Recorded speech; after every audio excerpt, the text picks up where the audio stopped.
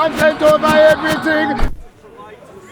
Assalamu alaikum wa rahmatullahi wa barakatuh. Good evening all. Peace everyone. I'm not here today, I'm frightfully cold.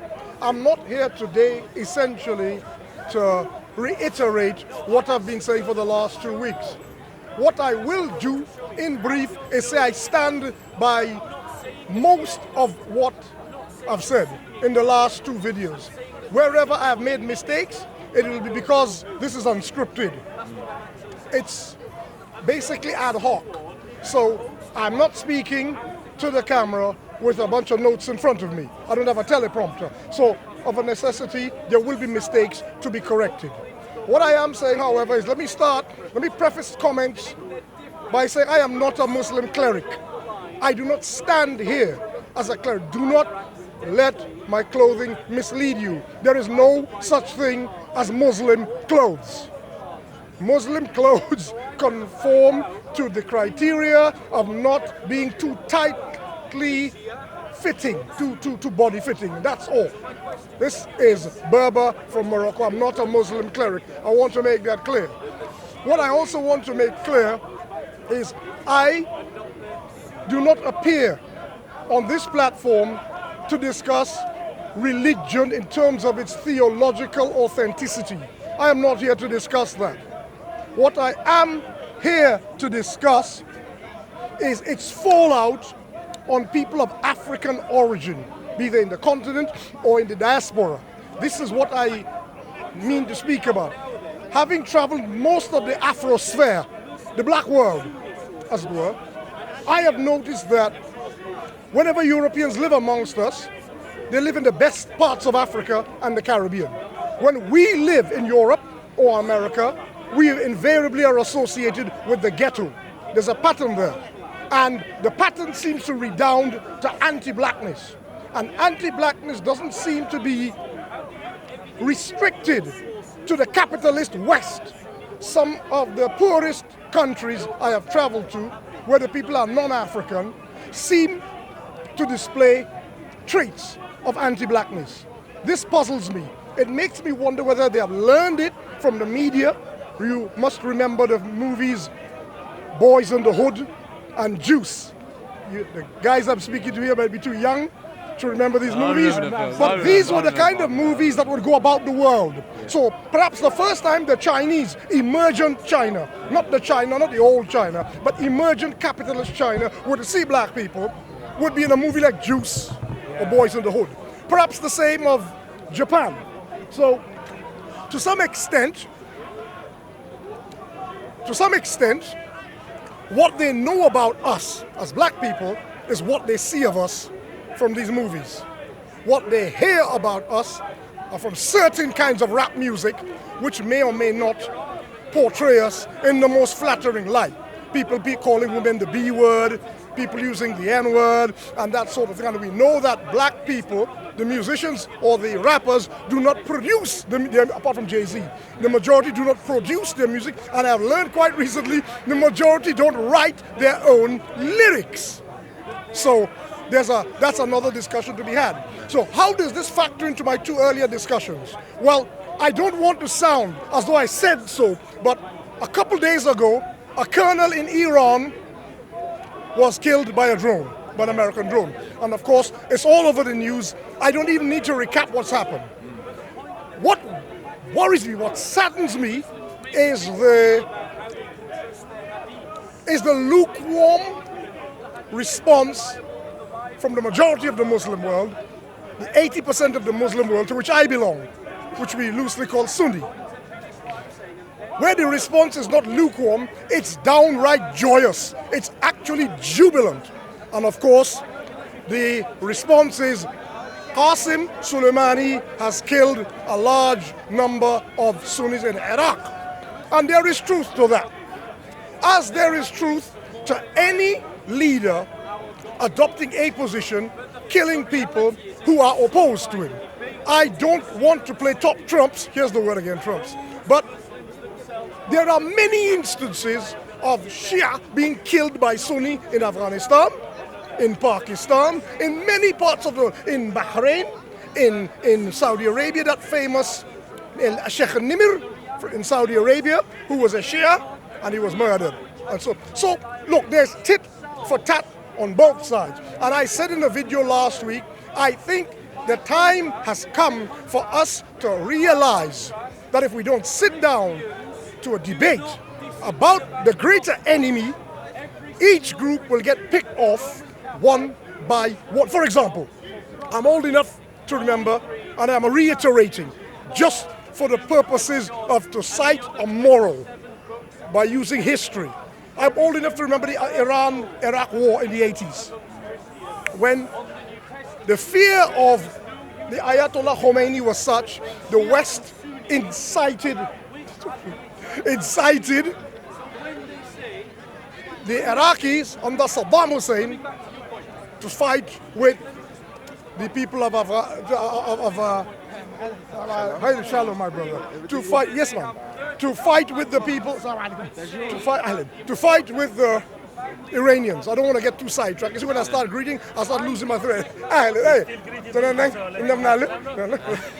So, yes. So, no, let me build this up. Otherwise, this goes all over the place, and people in the thread say this man is jumping all over the place because I'm not giving y'all gonna let me get on focus, man. I'm built my argument. You see, and when it happens, I start raising my voice. And then I get hot.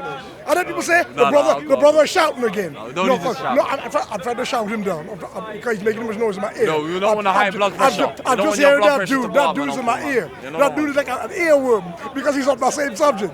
Now, listen to this. I'm just giving him a microphone. So, what I fear is the West watched these two people, Sunni and Shia, fight for 8 years, destroyed both economies, and then invaded Iraq twice, in the year 2001 and then 2003.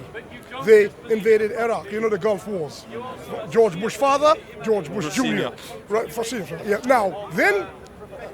Now, as if we learned nothing from that, Gaddafi's Libya was invaded. Gaddafi had come in from the cold. Tony Blair gave him what you call a Judas kiss in his tent in Libya. They made up. The head of the Libyan state, Muammar Gaddafi, vowed to stop his nuclear weapons development and to also assist with the war against terror.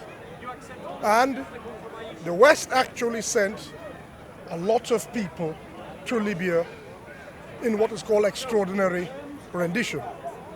And many of them were actually tortured. This did happen in Libya. For all his good help and the money he lent to Berlusconi and Nicolas Sarkozy, you see what the West did to Libya. Similarly, Qasem Soleimani helped the Americans to get rid of IS in Raqqa. And his reward for this was to get killed.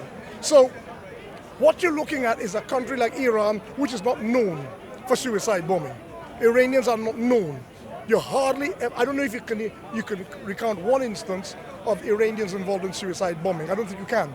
But now, if it happens, 5 years down the line, people will speak about the Iranians having indulged in suicide bombing as if they always have done so. No one will connect it to the fact that George Bush just killed one of their leaders, a high-ranking leader, which everyone is now saying this is against all protocol. There's no way that this can be justified. Now, if we want to say, look, we are Sunni, and these are Shia, and the enemy of my enemy is my friend, we will soon find that is going to backfire. That is going to backfire dreadfully, because when they finish with Iran, they're going to come back for us. They're going to come back for us. And once you divide people, divide and rule, just like in the colonial period, is going to come back again. So as far as I am concerned, if we learn nothing as Muslims, as the world community of Muslims, if we learn nothing from this incident, it is because We have allowed ourselves to be unmindful of very recent history that started in the 1980s. And how do as Africans, how do we look at these events taking place in the Middle East? First, we have Turkey interfering in Libya. And Haftar on one side saying that these are foreigners interfering in Libya. We have that situation. We have a lot of unrest involving, as they say, franchises of IS in Mali, in Niger. A whole bunch of soldiers were killed in Niger about 2 weeks ago. In Chad, we have it going on in Chad. We have it today. A busload of children were blown up in Burkina Faso, the town of, I think it's called the town of Moeni. These are all Sahelian countries, former colonies of France. And there were some people who were saying, the more they look into Boko Haram, now we've gone to Nigeria, they said that there is some evidence of French involvement in Boko Haram. But I don't believe French involvement is responsible for all of these movements. And I don't believe the French were responsible for the beginning of Boko Haram. I believe the French might be instrumental in encouraging what is already there. But on top of that, you pointed out last week, not only do we have the situation now, let's step over to East Africa, not only the school, the truck explosion that we discussed last week, we're talking also about what happened in Lamu County in Kenya. This was the army barracks that was attacked. And then you also mentioned in the Congo, Nigeria. Central Africa. No, we talked about Nigeria. So yes, the Congo, Central Africa, and Uganda. So now what you have is a filtering down of franchises, as they call themselves, of IS throughout parts of Africa where they believe they have soft targets. The African, let's say the American bases in Africa tend to be poorly defended and are considered to be soft targets. And now we're having that situation. What do we suspect? Do we suspect now George Bush is going to say, well, I had to kill Qasem Soleimani to protect the Iranians from themselves. So now I have to do the same. So, you see, that's why I like people to help me. Whom did I say? You said George Bush. George Bush. SubhanAllah. They're going to try roast us in the comment. I went back too far in time. I didn't come back. I went back to 1920, not 2020. Right? I don't want to say on the recording. No, it's good. When I make those kind of, because sometimes I'm trying to think ahead while I'm talking about this thing. And what you have is a situation where in Africa, he might invite himself to save Libyans from themselves, to save Chadians from themselves, to save Somalis from themselves, and so like what he did in Iran. Now, while we are going to praise, I assume he's praising what he did to Qasem Soleimani, when it starts happening to us, people are going to stop praising it. And I am saying we need to stand up for justice and speak out against injustice wherever we find it. And I'm sure Donald Trump, looking at the injustices in Taiwan, looking at the injustices in Hong Kong, looking at the injustices in Xinjiang province, looking at the injustices in Tibet, there's no way he's going to assassinate a top-ranking military commander of China, of the People's Republic of China. There is no way he's going to do that. So let us be fair. Let me land. So let us be fair. Let us be fair. I doubt it very much that he's going to do the same thing in the Kingdom of Saudi Arabia. You've got a good point. Very quickly, I don't take interruptions, so it's too early to be interrupted. Trump said, what was the reasoning Trump gave for the assassination? He's a bad man. For the killing and possible further killing of American citizens. He called it preemptive strike. Yeah, so therefore he only did it because of his brethren, the Americans, solely. No, but my point is... So therefore he's not going to help the Hong Kong. My point, what is dangerous about this is, if we are... I think you're blocking the camera a bit. My point is, if we start anticipating preemptive strikes, I can produce any number of bits of information and say, the reason I killed him is because I knew he was planning to come and break into my house. Due process. Exactly. Once you start doing that, yeah. And that is one of the, to me, what I find, like I said, duplicitous about this is the extent to which these guys have no permanent friends, only permanent interests. Again, they did it to Gaddafi. And now they did it to Qasem Soleimani. Now, we may not like Gaddafi's Islam, so we don't care what happened to Gaddafi. We don't like Qasem's Islam, so we don't care what happened. But I'm going to tell you what's going to happen. When it comes and he starts doing it to us, we're going to suddenly care. But it will be too late. We will have no support if we don't give support to those who are unjustly. Why should we support these people's problems? Why should we support? No, wait a minute. Wait a minute. Uncle, you've been talking. Wait a minute. Wait a I minute. disagree with you, Uncle. Wait a minute. And I don't usually do this. Wait a minute. You've asked us a question as I'm African. saying one question. No, I can't answer two questions. I can answer one. No, wait a minute. You want me to answer this? No. You want me to answer this? You've been talking all day. All day? I've been talking all day? There's a couple Find out how long I've been talking all day? Let's ask a couple of points. You know I like you, Uncle. You're Yeah, but OG don't that I like you. mischaracterize me. No, Don't there's mischaracterize a me. point, Uncle. There's a point where I didn't like what you're You're saying. trying to mischaracterize me. I've been talking here all day. As Africans, yeah. Sorry, Uncle. Yeah, I don't Yeah, like speaking it's time to get hot now. Time to take this off. As Africans, in the 60s, Yes. we got swept on this whole communism, capitalism, Yeah. where Russia pretty much split Africa into communist Yeah. or capitalist, Yeah. the Americans, yeah? Yeah. Even World War II, we still got dragged into World War II. Yeah. Stay around, stick around. Should we be dragged into a war between Iran and the Saudis? Quick answer. No, wait a minute. Yeah. You see, you're both asking me questions. It's the same sort Now of you ask the question. question, but you're going to interrupt now. Well, let me answer the damn question for once. Alright, Uncle. Short answer is no. You didn't understand what I meant by support. I mean, not him.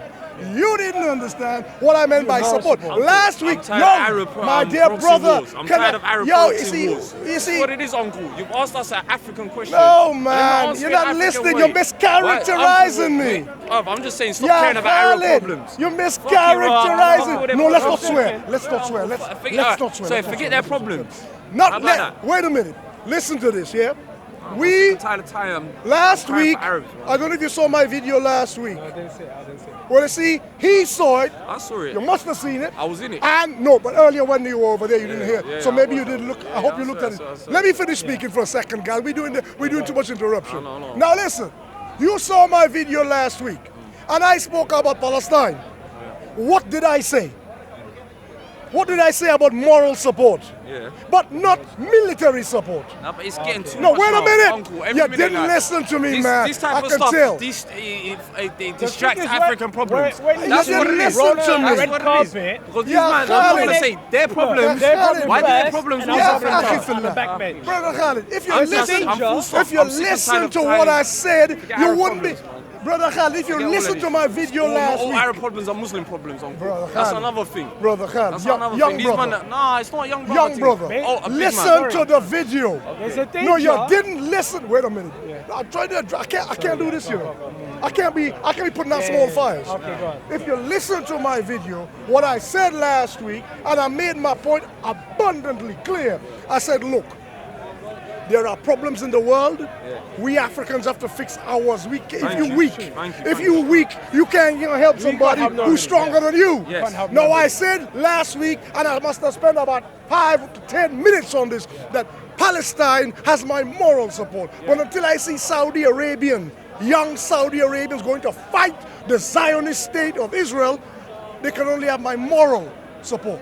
Listen to me again, because you didn't hear the video. So I'm repeating it for the sake of those who misheard me or didn't hear it. I said, all these people will have my moral support.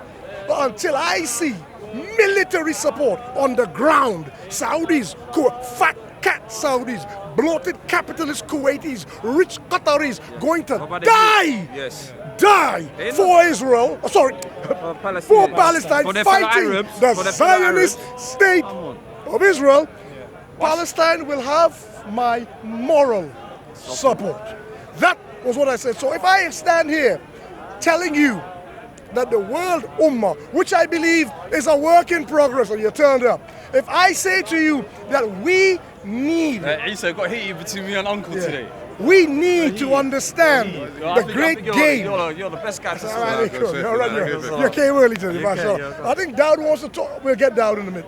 Now, I'm going to wrap this up by saying I am talking about moral support. I, as a Pan-Africanist, would be crazy if I would say to my people, go and fight in wars for people who are stronger than you, and you are in no position to even fix up your own country. They don't even so fight for you, example, let me give you an example. I spoke to a Sheikh Salah Jane. That was back in about 1988. He was the first black da'i in this country, was from Sierra Leone. The first black da'i. Rabita sent him. And I used to go to his house. And he was one of our imams in Brixton Mosque. And he studied in Saudi Arabia, Sheikh Salah Jane. No, he was not a Murabitun. He was not a Murabitun. He was one of the imams of the mosque. So was Sheikh Bouadi, and so was Sheikh Saaduddin Daniju. They were three, and none of them is a Murabit. So put that to bed first of all. Put that to bed. Sheikh Bouadi, I know him not only from this country. I've known Sheikh Bouadi from Trinidad when he arrived. The first place he was posted by either Darul Ifta or Rabita was Trinidad. And I knew him, he was a young man, very, very young dude.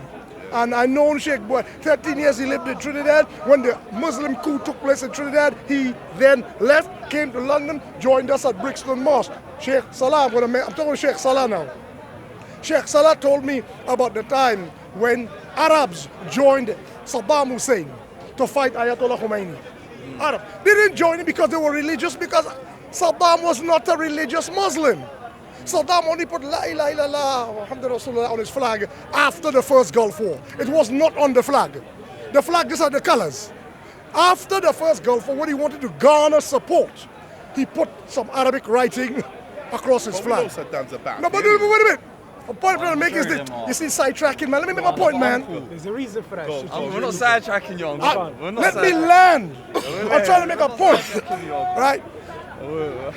I think y'all in a little bit. The cold is getting to you guys. Y'all tetchy today. We're just tired y'all a little bit tetchy. Us Africans are tired of crying for Arab problems. What I'm trying to say is this. No, today, I'm going to devote a few minutes, kilmetain, my best, of 2 minutes to this subject.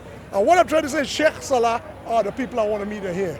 Sheikh Salah said to me that Arabs joined Saddam Hussein to fight Ayatollah Khomeini. He said some of those Arabs were Sudanese. And he said they were racially maltreated till they actually left here. Some of those people. So I know about this. What you're trying to tell me about black people shouldn't be joining other people's war. I have known about this all along. Sheikh Salah, Allah yarhamu, told me about this. Let me just say about an incident that happened since 2 weeks ago, yeah, where what's happened is, some young soldiers, some young Somali kids anyways, they finished high school, they recruited them, and then what they've done is they've sent them to Qatar to become basically military anyways, as training anyway. And that's what they're doing. Basically, it was under the case of disguise of, you'll be trained well or whatever. They got these They're training you, giving you $2,000 US. They flew them there, took away their phones, basically took away their clothing. And then what they've done is that they've come back in body bags after 2 months. 2 months. They come all in body bags. A lot of them got poisoned. A lot of them got killed. They got abused while they was there as soldiers. You need to listen to my last video. Put him on to the last video because I talked about this at length. Uncle, you're deflecting certain questions today. Oh no! I think you're feeling cold. I think you're feeling cold. What's your question, Khalid? I'm saying why? Because I answered it. No, it's like the brother said, My brother said over here, we had a recent where Qatar and certain Khalij countries pretend that they want to help you. Tell you, come join our armies. Send your children in body bags. Like you're saying, Uncle, I think it's time for us, even as Yeah. African Muslims, stop crying about these people's problems. Because, like you said, you're waiting for when Saudi Arabians, Qataris, or whatever, fight for Palestine, right? They ain't been doing that for 70 years. I know so this. why should we care now? I know We've this. got our own problems. What I'm speaking. None of them I'm have- speaking right now, rhetorically. It's called speaking. I'm speaking The to young you generation are tired of this, rhetorically. man. I'm I saying know we're tired of this. this. I know they're not All of intended that. to do it. Yeah. Sorry Good. again. Listen. I keep swearing again. All right. Sorry, passions are running high. Sorry. Y'all feeling cold. That's what it is. No, look, I think there's a You difference guys, between y'all- fighting for Aqsa and fighting for the Philistine. I think there's a difference. Listen. Fighting for the Haramain and you fighting can't for the fight for Arab. the Brother Palestinians when you Dawuud, start come in together. here. Come in here. You're I got to poor, run you off. can't even Listen, get let me get water. Dawuud You and don't have Eesa. water and you're gonna go I fight have with got to rush off It's ridiculous. to attend to something. I will be right back. You wanted to have a discussion. Oh yeah. So I read up on it. Yes, you guys. So I want to tee it up. No more swearing. No, I it's all want right, to tee it up. Easa's about to no, big up he Salafism. You can pick up. This is colder. Easa's about to get Zip bigged that up you're from... feeling cold. No, Uncle. I'm sorry. I don't know if You understand where I'm coming from, it's Eesa? very time nuanced. It's a very nuanced Yeah. conversation. It's a very, All right. very So nuanced conversation. I tried to tee it up, but then you were busy over there. And Eesa just came. But what I wanted to talk about, take it from the position of what happened recently with Qasim Soleimani. Yeah. And I'm looking at how the wider Muslim world doesn't see us the way we see ourselves. Now they know there are differences between In a us. wider non-Muslim world. Yeah, no, sorry, yeah. I'm glad you're doing that because sometimes this is too hard. I need to start making notes. And what's happening is the diviser pour régner. The policy, the diviser pour régner. Divide to conquer. That policy is up in place in the world. I've seen it with Iraq and Iran since 1980s, and I'm seeing it happening now. Finish with Iraq, now let's go do Iran. Boom, boom, boom, pick these people off. Now what I am saying is, some of that blowback is coming to Africa. We got a situation we never expected in the Congo. But forget about Lamu today. Lamu, Eastern part of Congo, parts of Kar, That was last week. Uganda. Right. This morning, a busload of kids were killed in Burkina Faso. I think the town is called Moueni. Right. It's part of the spillover in the Sahel from Mali, Chad, and Niger. There's a whole lot of instability, and Muslims, or so-called Muslims, are supposed to be at the heart of this. Now, my fear is if Mr. Trump can decide, well, look, he is justified in taking out people with impunity. We're living in a world of impunity. That's something that needs to be noted. That's why he likes people like Putin. And even Duterte, even though we may like them, there are people who practice impunity. They can do what they want because they're bad, right? This is the world in which we are today. I never thought that in 2020 we would be going back to 1920. We in the roaring 20s. These are the warring 20s. All of a sudden, we're in a worse state than we were 100 years ago. And what I fear is, and I'm coming to my point, but they want to have that discussion. See, like I said before, I don't go deeply into articles of faith. I look at cultural imperialism, how religion is, whether we know it or not, and despite the best intentions of the best of us, how religion has political ramifications that can draw us into people's geopolitical spheres of influence.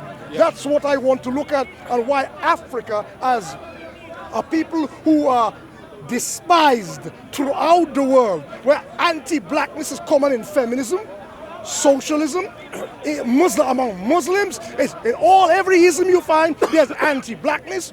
How do we respond to this? So, Brother Khalid already teed it up by saying he would not even give moral support. No, don't get too started. That's what you said. No, Uncle. That's what. Don't run now. Don't run now. I'll get hot with you. I'll get hot with you because I said to you. I'll get hot with you. No. When you're on the back foot, you start there. You're alien me.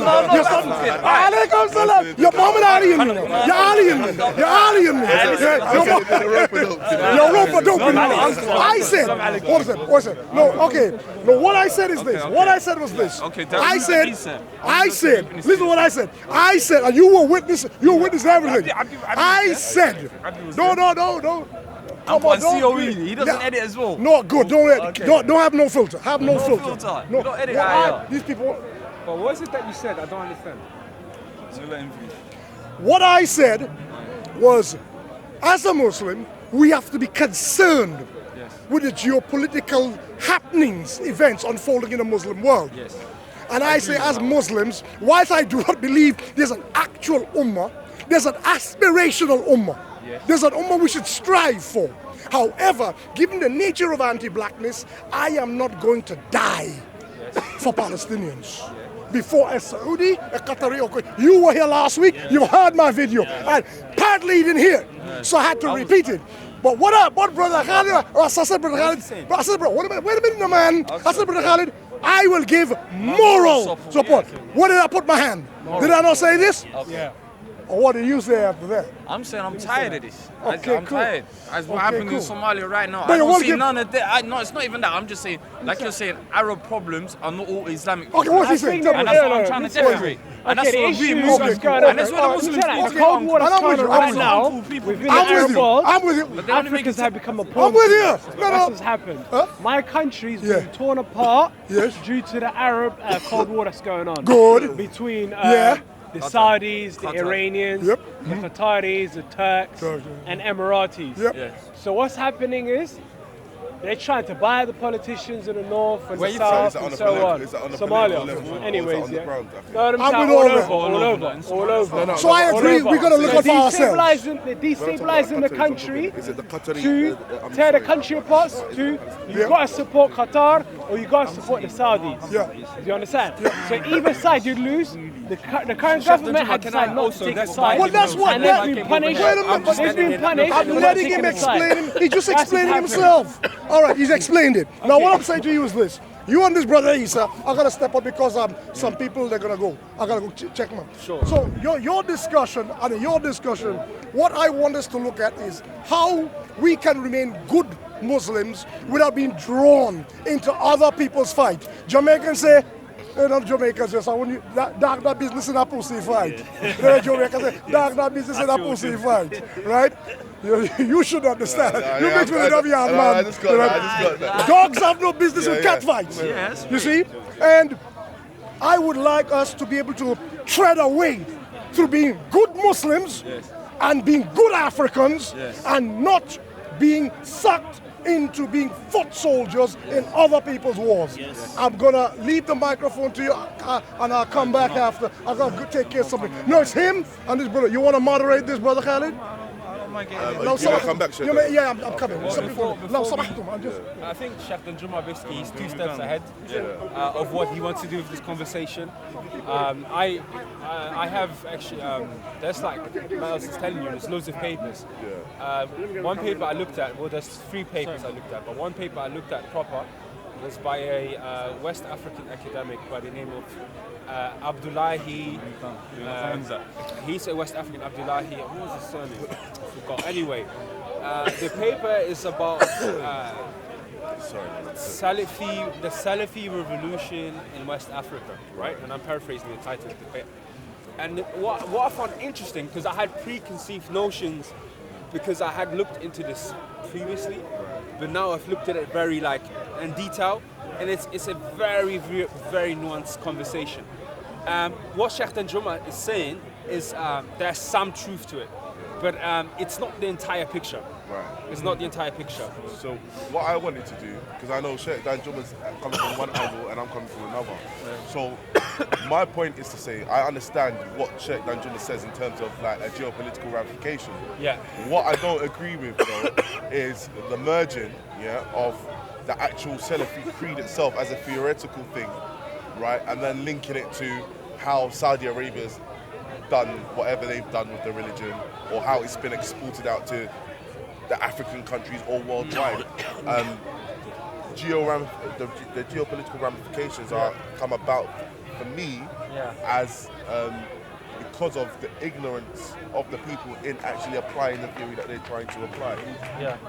Not necessarily because like this concept that Salafiyyah only came about 200 years ago for the benefit of the rulers. I think that's very bogus, and I think we can see it Islamically speaking in the literature which precedes more than 200 years ago.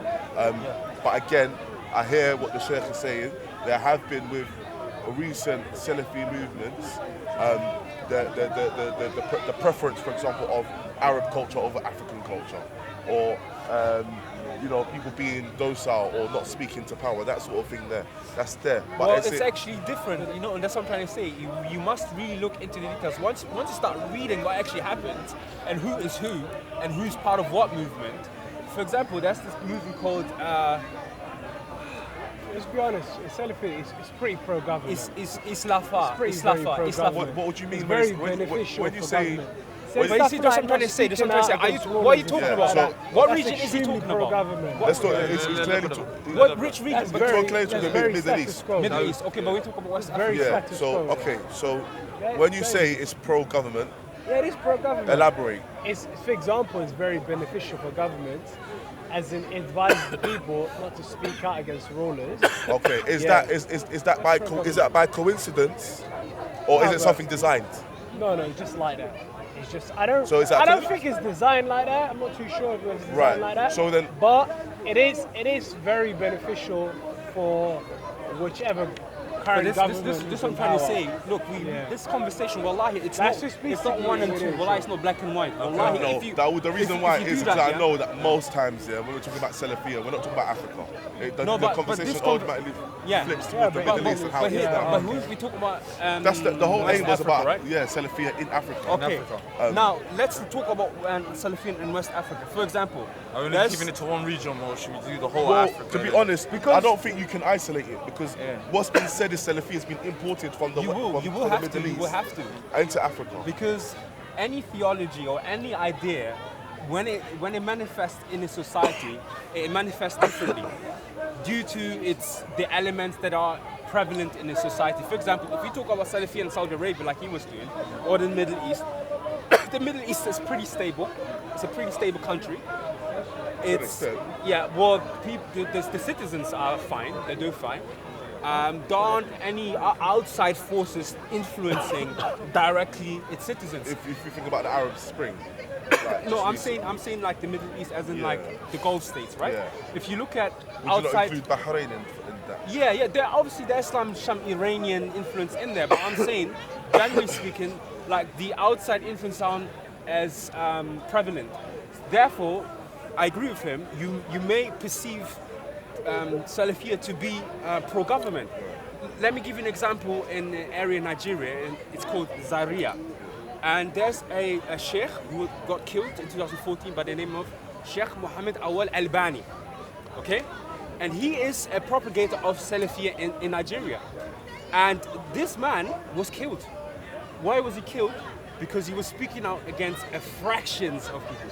He was speaking out against the government, Salafi. He was speaking out against the Shia in the region. And he was speaking out against Boko Haram. Okay? Because what was happening, so just briefly, right? So in Nigeria in the 90s, what happens is towards the beginning of the 90s, a Salafi influence starts to come in. Okay, the reason being was because loads of Nigerian students were graduating from Medina. And naturally they came back and then they start propagating and Salafiyyah was attractive. Now this is what I wanted to say, that's why I agree with Sheikh Danjuma, but I think we have to unpeel another layer here. Why was it attractive? Because the governments were perceived to be inheritance of Western colonial imperial powers. Loads of West Africa was colonized by the French. Nigeria was colonized by the English. So naturally, at one point, when the governments are not providing for the people, that's what I was saying. It depends. Salafiyyah appeared anti-government at the time. Appeared as revolutionary. Yes, and it was supporting more of the community. So that's what I'm trying to say. Each movement may manifest different depending on the situations. And from what I understand, and briefly, I don't want to talk too much, obviously it's a conversation. From what I understand briefly over Salafiyyah in West Africa is not something that is necessarily, it's being pushed because loads of the propagators, loads of the speakers have links to Saudi Arabia. And when the government wasn't able to provide basic like madrasa, medication, The basic food. needs of the community. These organizations were affiliated with the Saudis, were offering everything else that the government couldn't offer. But were they doing it for the sake of Allah, or was there an Well, agenda that's- behind that's- it? that's a different- something. that's That's what I'm something trying to to look say. into. Yeah, that's something to look at. So where, sorry, Dawuud and Eesa, where my brother Abdi and us Yeah. lot are coming from. Yeah. All of us here, we're all of African descent, right? Yeah. We're all Sunnis, we're Muslim, mashallah, yeah? At the same time, yeah, what I'm saying is, and the problem we're having is, what the brother was saying, where certain countries are using Islam against, poor nations, poor Muslim nations, like he's saying with the whole Qatar incident with the kids, where they recruited a bunch of kids to join their army. Within a month or two, these kids all come back in body bags. Why are these kids fighting proxy wars that don't have nothing to do with them? But is that the case though? Did they go out there to fight but proxy they war? didn't. And if they did, then what did the On about 10 community... minutes of training, we're going to Okay. provide you something. Right. So we're going to provide you with training, this, that. Cool. All The of a truth is, they sudden, never actually went to a war. Most of them got poisoned and died, or So then we abused need to- anyways, yeah. so- But there have been other incidences where, for example, a Somali army were trained and were sent to fight the Houthis. Yeah. And then, in basically in Yemen. Yeah. And then you see a lot of the fighters are obviously Sudani as well. Yeah. The ones fighting in Yemen. Yeah. Most of them not even Saudi, anyways. Most of the ground troops, anyways. So do you think the So you Houthi see fight that. was? Do you think the Houthi fight you think that it's a Yemeni fight? You think only Yemenis should have been involved? No. I don't think that, but we shouldn't be like on the front line. On the front line, dying for other people who clearly don't give a crap about Yeah, us. but that's the thing You though. turn out, You see, it's easy to project the image that way. Look, That it's the people truth. out in They Yemen, don't really don't give a that's crap. not the truth. Actually, there's No, lots but of they different, never- there's all lots right, of different but angles. then again, So there are because, people. okay. Actually, but I'm telling you No, because sorry. I personally know people that were in Yemen, and I personally know people that fought in Yemen. I personally know it's people like- that fled Yemen. They're Right. refugees in the north of Somalia right now. Yeah. So and they'll Right. tell you a whole different thing. No, Eesa, it's my not about brother. a whole different thing. It's about, I can't negate the experience of the people that have gone to Somalia. But what you can't do is negate the experience of the people that fought and died and were killed there, and why they fought and died and killed there. They didn't go there. But I'm saying, and why fought is why fight I'm saying no, Some but- people choose to fight. No, but Some people are there as mercenaries Yeah. and are purchased. Right. That's why they're fighting there. No, but Eesa, what I'm trying to say is, So, and sorry. some people are doing it peace So I'm sabilillah. saying, so for Some people- No, you're alright, free what to about the do non-Arab whatever, Muslims? innit? Should we You're free always to get do it caught on up accord. on their sort what of I'm I'm fight? saying is it's this. it's If we If look we at it that treat way, equally, but we we're treat using equally, our it's fine. kindness for weakness. that's I'm saying that's not how I'm looking at the situation. The situation is, what is the plight at hand? Is it a Dini plight, Yes. or is it a plight that's got to do with nationality? Yeah. If it's got to do with Deen, I don't give a damn who it is. Right, we all don't like care- that. I don't give a damn But if who it's it is. national, but if people are using the Deen for their own national interests, and That's then they're different, sucking so you in. that's different, So, so when then- can we as non-Arab black Muslims differentiate? When can we tell that apart? But that's Because the thing is, we get you sucked should- in for their Yeah, shit. Nah, you should, That's that's what I'm saying. what You're you not. said. That's what I'm trying to say. Allah- Allah is Allah- like, What's Allah- trying to come Allah- out of Allah's Deen, given yeah? Allah's given us all aql, akhi. So you should be able, to look at a situation and say, "Rah, that's got to do with his tribalism. It's got nothing to do with Islam." And then you should be able to say, "Actually, this is a landmark." For example, if someone was to attack the Haramain Yes. or Aqsa, Yeah. I don't want to hear it's Palestinians or No, Saudis no, or Arabs no, got to do no, it. no, That's no, a no, no, Muslim. that's a Muslim thing. But what Right, where but we're coming from where is if there's nations amongst these people that are not doing nothing for them. Okay, let while me other say this. nations Let me say are this. fucked. Where know you're I'm from? coming Where are you So from? okay, so let we me concentrate on our- so let me he's give from Ghana. So let me give you a scenario then. Yeah. The Haram gets attacked. Yes. Yeah. Ali Saud ran away. Yeah. The Arabs boycott it. Yeah. Do we just stand back and say, no, they should have went first? No, we no, do we our don't. thing. We We do do our- our- we do right. our So I'm thing. saying that's not. No, but it's- Eesa, it's when not are we doing it for it? But I'm trying to say, That's can what you I'm saying, you have to- differentiate from Islam or when it's Arab politics? That's Or all. can we, That's can all. we do that as That's no, all not on the black situation. Muslims, That's all at the so situation. you're That's telling all. you can't tell the difference. But I'm saying it's all it's all to do with situations. If you're like, we can't talk hypothetically about this. What is the situation? Yeah, and then we can say this is the means of action you need to take. Like I said to you, if it's something that's nationalistic, right? If it's something like the Hashimis, not even the Hashimis, the Qahtanis start fighting the Adnanis, for superiority, that's got nothing to do with me. Yeah. That's a tribal fight. Yeah. if Ishaq and Hawi start fighting, that's got nothing to do with me. That's you, man. Yeah, that's the tribe. We're So, not saying that. yeah. We're saying where certain people are getting mixed up between whether it's a tribal cousin thing, Yeah. where they're using less fortunate Muslim countries to carry out dirt for them. Is that wrong? Yes or no? As course it Muslims, is. that's all I'm trying to say. That's my No, preference. but That's what I'm my saying sort of is- thing. I like that. But Is what I'm that saying wrong or is right? that Thank you, Akhi. it seems a bit mad when okay. Sorry, Issa. That's No, why no. the whole premise of I'm the thing saying, is. I want to keep it to that. yeah. So I'm saying, if a man said that the country is using other countries to carry out their dirt, fair enough. The fair play. That's the point. But I'm saying, present me what's going on. Like, tell me. We can't just assume and like generalize and say. I hear that. Like, I'll stand here and be real with you. When people shout about Palestine, I don't really have too much of a. Same here. Like, I don't really. It doesn't really touch the heartstrings no more. It stopped. It used to. It That's used what. As a Somalian, what I'm trying to say is, look, we had a horrific attack the other day where, even if you see it, I don't see a lot of nations screaming out, "Yo." There's a lot of Muslim nations saying, "Come and sort out this," or even like what happened, like Uncle saying, in Burkina Faso, in parts of Nigeria where Arab countries are stepping in, where there's Muslim. Man, everyone's What I'm defend saying, for themselves. so as African Muslims, can't we defend for ourselves? Of course we can.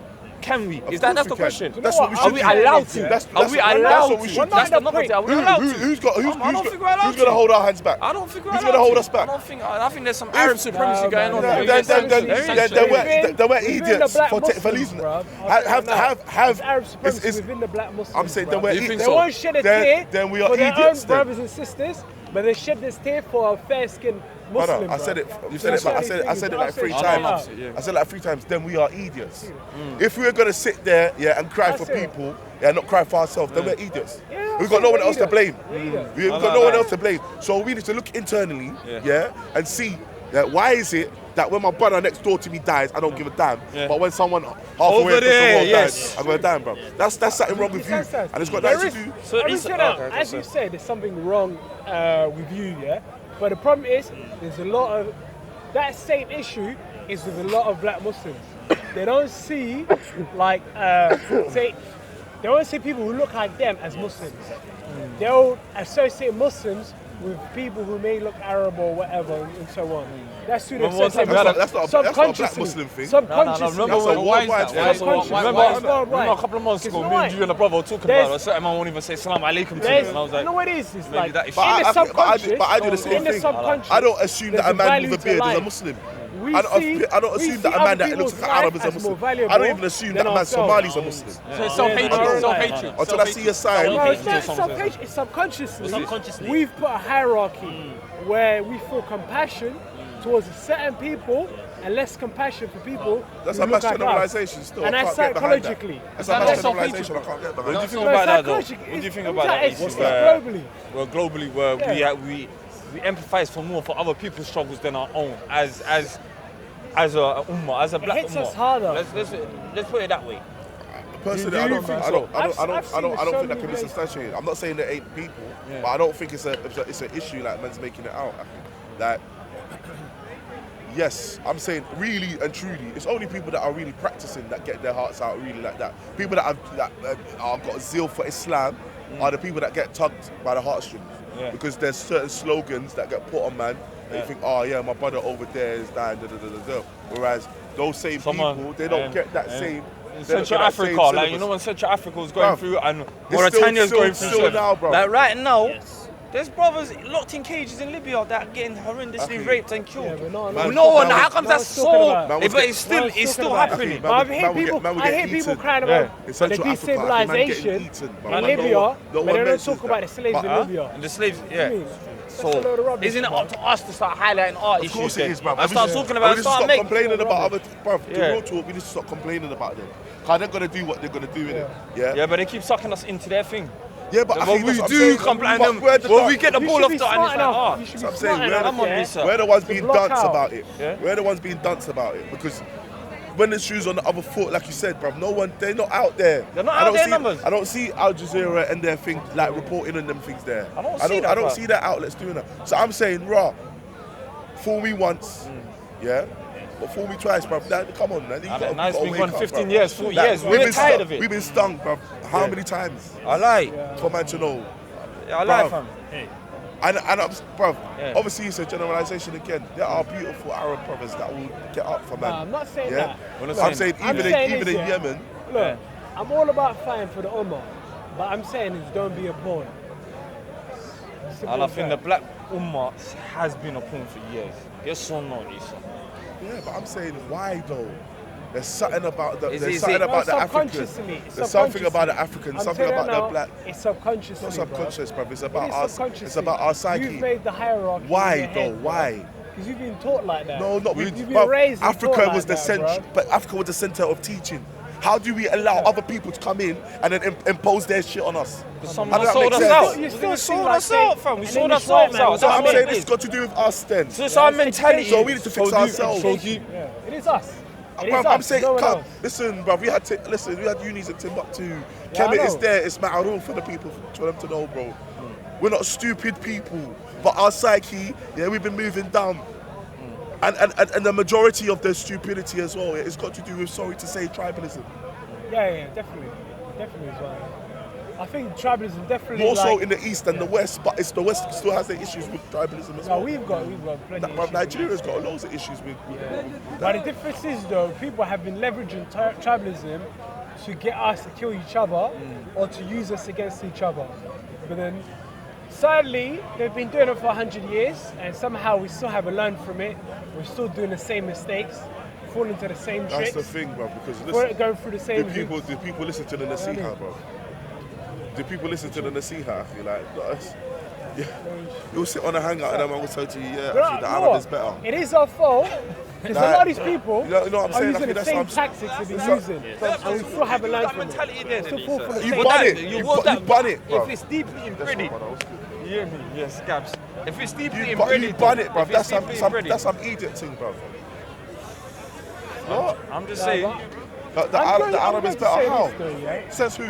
I've even heard this in the park where, even in this park right now, where the Quran is written in my language, I know it more, and I'm like, oh, subhanAllah. Even that type of level. Have you ever been to Arab corner here? You've seen it, Eesa, bro. Me and you've been racially abused, right? In this park. How dare you say certain things? And we're like, you shouldn't even involve yourself in it anyway. As Muslims as well. So at the same time, it's the same thing as society, bro. Yeah, but listen, you should ignore that stuff. Who was it, bro? You're going to have ignorant people everywhere, though. The Mamalik, the Mamluks, they called them.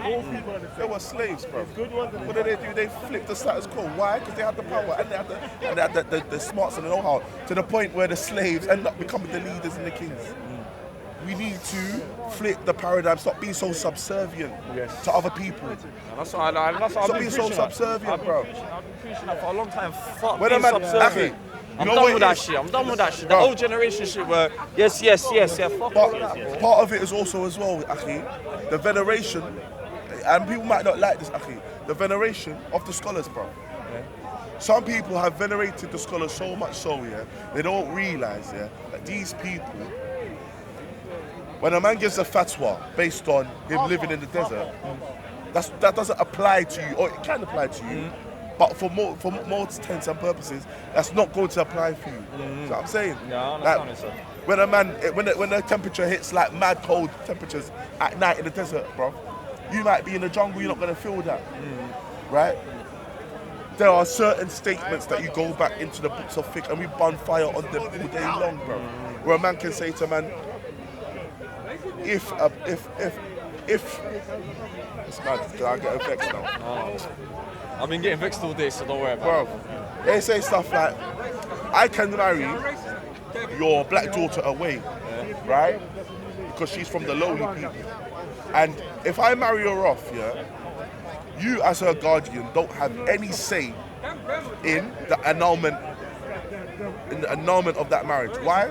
Because you have no sharaf, you don't have no nobility. Why? Because you're black. I've never had that. Have someone used that before? And these are used it. Huh? I've never had it used before. But these are things that people have judged in courts with.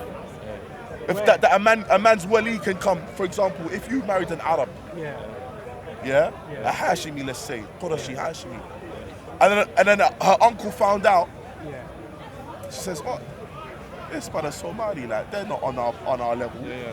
He can go to the Qadi, or he could go to the Qadi. He probably can still now. He could go to the Qadi and say, and now that marriage, they're not par with each other. And the Qadi would judge with that. Is this, Billahi Alik, this not Islam, bro. It's some bullshit, bro. Here's what I'm saying. It's some bullshit, bro. That's a mental mind thing, innit? Do you think so? And that's what I'm saying.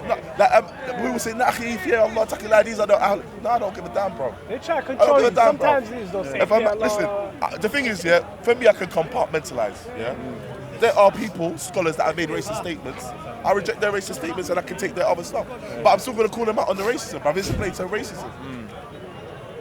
Do they get a lot of followers and scholars? I'm talking about in the 4 madhabs. How about that? These are the madhabs that are surviving, that are even in Africa. The Maliki madhab is like one of the main madhabs that pumps this nonsense. So what should we do then now? Create awareness, of the But as soon as we create awareness, are we takfiris? Are we out of the fold of Islam? That's another thing. But the minute you even try, what man says, fam. I don't give a damn, bro. I don't want to be in your camp anyway, cuz. I like to say, you stay over on that side. That's a problem then, because a lot of people blindly follow these. A lot of people blindly follow and so on. You know, it's but perpetuating then the you cycle. can't even call it out sometimes. They'll try and stop you from calling it out or make 150 excuses. Right. As But now you you got wrong, YouTube and thing there. You just pump it, bro. Here's the problem though. When you see something and you speak out against it, there are people who are the same as you in the same places will be like making 150 excuses. Because you must be the crazy their one. paradigm. Because what you understand is You are the crazy one due to you are shattering people's paradigms. Like, if you're an Arab, yeah, and someone says to you, you're the best Prophet from your tribe, you're Kushi, living in the oil money, all of that. You know, like, you feel like you can be the boss and that. And then someone says to you, nah, bro, that's you like you made just your own dream, yeah, and now you're living it, like that's. But it's got nothing to do with this. Like you start to shatter people's paradigms, like, bro. Hold on, so what? I'm not special no more. No, they're the same. I can't boss around the Bengali worker no more. No, basically equality is oppression. If you're privileged, bro, because most people are stepping on other people's necks to come up. Yeah. That's true that. And they want to think of like these like say these scholars and Arab ancestors at times as like holy people, and they can't reconcile how a holy man can say something wicked and racist. And so what they have to do is, in order to maintain that paradigm, they have to say, nah, that statement was racist. I've heard man argue, nah, it's not racist. You've taken it out of context. You hear that? Even how can you take it out of context? How can you take it out of context when it says right there? Ridiculous. But how can you take it out of context when people are acting on it? No, but it's so ridiculous. When you see someone act on it, show someone evidence, and then you point out where it's racist, some people see it and say, no, make 100 excuses. And they'll turn a blind eye to it. And I'm saying this is part of our subservient nature. How can you address something if you can't even call out for what it is? How can a lot of Muslims better themselves and shun basically the racist behaviour if you can't even call it out? Even if you call it out, you'll be called crazy for it. Or you come out of Islam, or even worse than that. What it is we shouldn't depend on people to teach us our religion. That's number one. Don't depend on people to teach us your religion. That's why I cannot. But the difference is the status quo. Yeah, you're right. The status quo is great for them. It's great for the people who are on top. The status quo is great. Yeah, and they like that. And that's what happens when they get to the top. They build infrastructures to keep them there. Yeah, but we got to smarten up and combat it, bro. Like. It's like Africa had deen, Akhi. I'll be honest with you. It's had deen before the number one people. Before him, bro. The number one people. I'll be honest with you. Muslim. The number one people who's going to stop you from breaking the status quo are people that look at you. They're the first people who's going to be the first in line to stop you. People who look at you are the first people to put them on a pedestal and try to keep that status quo. So them Uncle Tariqs. I'm not gonna lie, do you know what it is? People are happy cleaning the toilet. People are happy being People are happy being house slaves. Part of it, like okay, when I think of like Salafiyyah, generally speaking, when you look at Salafi communities, the propagators, the majority of them are of Afro-Caribbean nature. Yeah. Jamaicans, why? Yeah. Why is it not?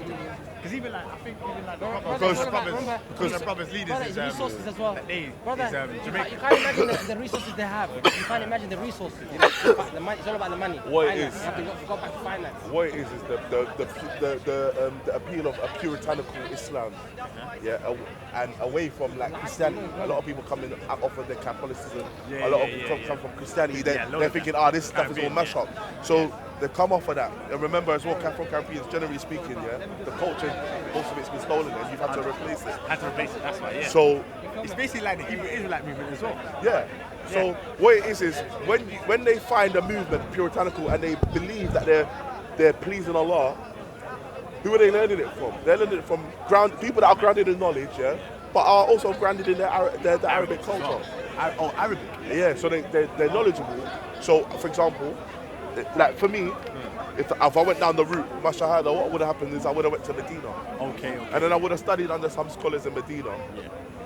And inadvertently, whether it's intentional or unintentional, they would have palmed off certain things which are cultural, which are their what they call it, as deen. Okay. And I would take it. So to the point where when we first started practicing, we thought that wearing the thobe and that's sunnah. Like the Prophet started saying just like that. This is sunnah. This is you get your ma'jur for it. You get rewarded for wearing the thobe and that. Like you, even to the point, man, put it on you. I felt holy, bro. Jump on the bus and that, and everyone's looking like, who's this weird guy? And I'm thinking to myself, I'm getting points. I'm getting points. Come to find out, that's not the deal. The Prophet peace be upon him wore the garments of his people. At the area at the time. Yeah. You have to, And not only that, it's antithetical to Islam as well, when you like try to stand out like a sore thumb, like just looking weird. Like there was one brother that used to carry like a Moses stick and like big turban. That thing will go on in Mauritania, but not here. It's like people think they got to put on a costume or act to please people. Because it's what's it?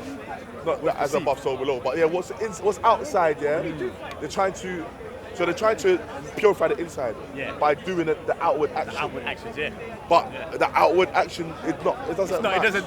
It doesn't matter. There's no link. It's just you're indoor. You know what I'm saying? It's just what's happening inside, isn't it? Like keep yourself clean. Yeah. You know what I'm saying? Like obviously we're not saying to man come out in your bra and nick and everything. That's not what man's saying. But the brothers flopped us in the sense that they should have said to us, look, you don't have to do all of that stuff. Yeah, it's true. Because like even in my early Islam as well, like I because of the overzealousness, I burnt a lot of bridges with like family and friends. Okay. Because of this thing of because of certain cultures, like even like for example, and then people won't agree with me, free mixing, what they call free mixing, like interaction with the other sex. Okay, So I'm saying, obviously different cultures, they differ in the way they interact. Okay. Now, others will not want to be in the same room as their female, whatever, or they don't want them to be in. But as Africans, we're not like that. Like that. To a certain extent. Yeah. You can't be sitting on a man's bed. All of that. But that's what I'm saying. So it took me a matter of years to actually go to the. Well, someone's budding crows. to go to the books and realize, do you know what? You can interact with your family.